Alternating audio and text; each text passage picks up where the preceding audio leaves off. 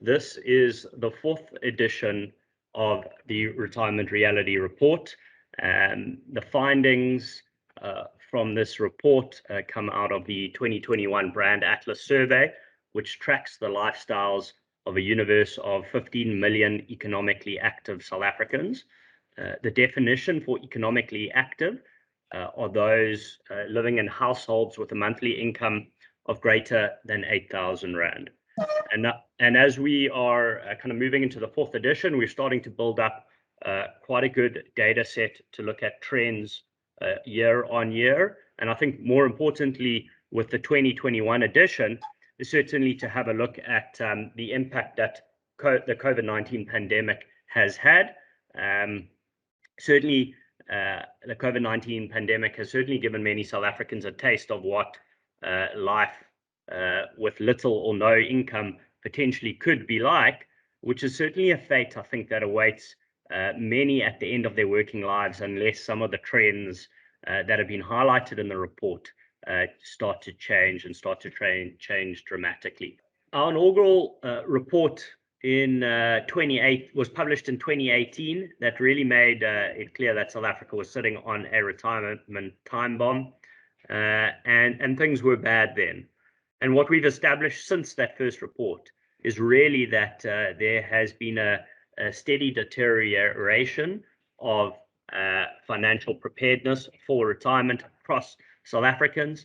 The pandemic has certainly magnified acute financial distress for many South Africans.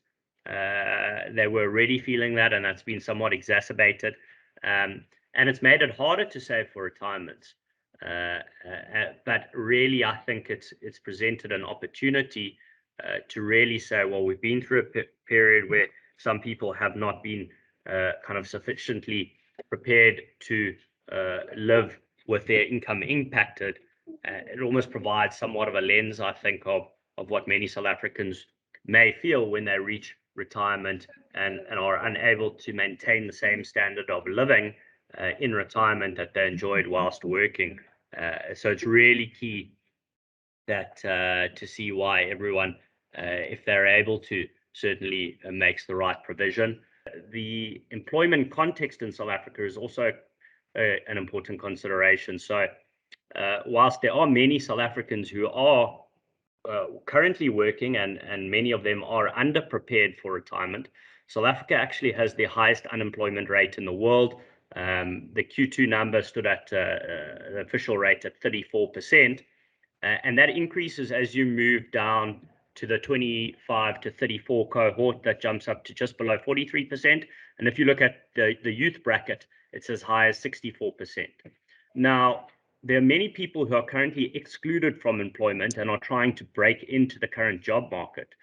What this means is that those who are fortunate enough to be employed have very little chance of working past their retirement age if they haven't prepared sufficiently and need to try supplement their retirement savings. So it's really unlikely, given that you've got this big push of many people who are currently excluded from formal employment trying to seek work. Those who aren't prepared are going to find it really hard to supplement their income going forward past the official retirement age of 65. 50% of people surveyed in the 2021 report said that they don't have a retirement savings plan. Now, this is a negative trend. It's up from 2020, where it was 49%, and also up year on year from 2019, where it was 46%.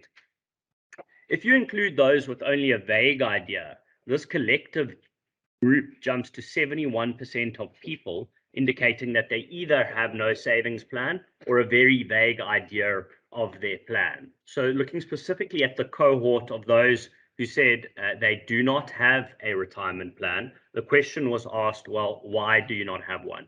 And resoundingly, the response from people surveyed was that 64% of people said that they simply did not have any money and could not afford to save because there was nothing left at the end of the month, really indicating that the COVID pandemic has reduced South Africans' ability to save. You can see that big step up from 56% up to 64%. life has got harder for so many, and it seems that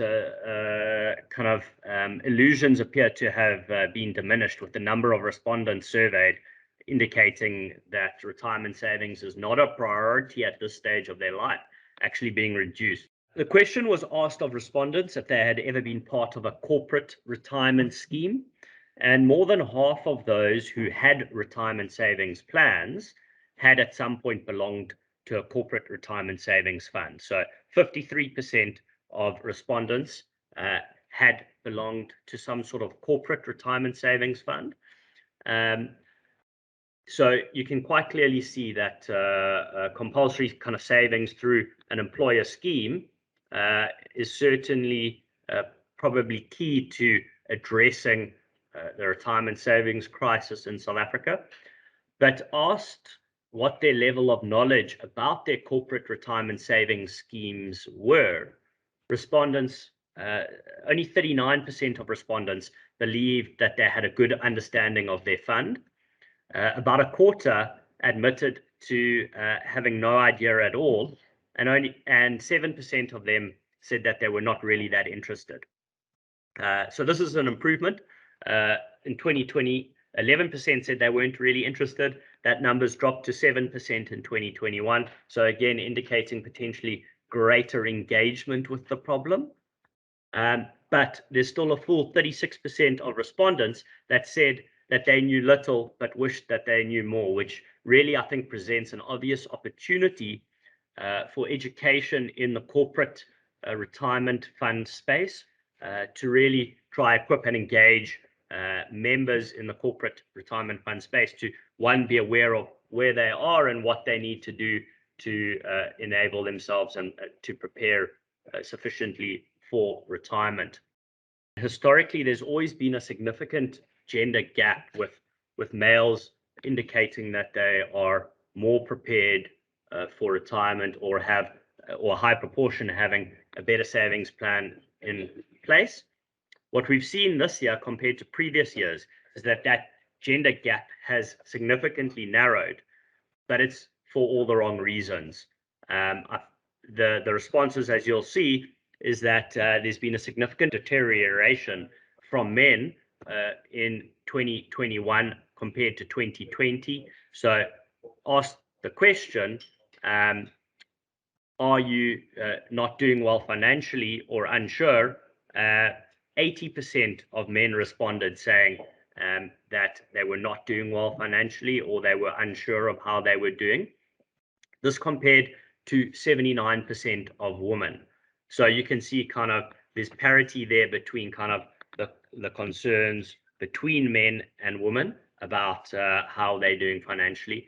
But when you compare the 2021 results to 2020, you can see there's that significant deterioration with 11%, the move from kind of 69% to 80% for men, whereas with women, we've also seen a deterioration, but the starting point was a lot worse in 2020, moving from 75% not doing well or unsure up to 79%.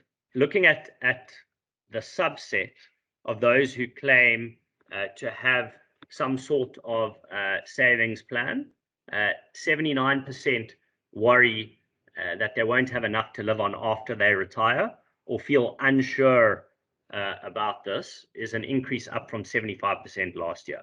So compared to 2020, when we look at 2021, people are less certain that they will have enough money to retire on. The question was asked of respondents at what stage they plan on retiring. And what's quite interesting here is that 35% of respondents under 35 believe that retiring below the age of 60 is achievable. And you contextualize that and you say, okay, so you've got a relatively large part of the working force under the age of 35, and a large cohort, more than 1/3 of this cohort, believes that they will be able to retire before age 60. And you contextualize that with those respondents who are over 50.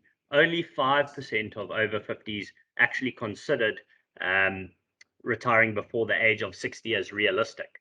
So there's this big disconnect between younger savers' expectations versus older savers' realities. It's really packed with lots of examples of the similar trend. I mean, that's really, I think, the one thing that we can say.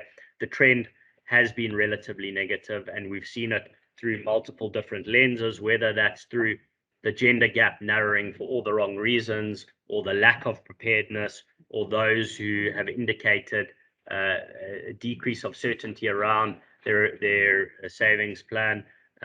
Through all these different lenses, you're seeing kind of this negative trend, with kind of the one positive being that there appears that the financial stress and hardship over the last 12 to 18 months has maybe focused the light on the problem, and there maybe is starting to be an improvement in terms of engagement, albeit that many South Africans feel that they aren't in a position to necessarily improve their situation.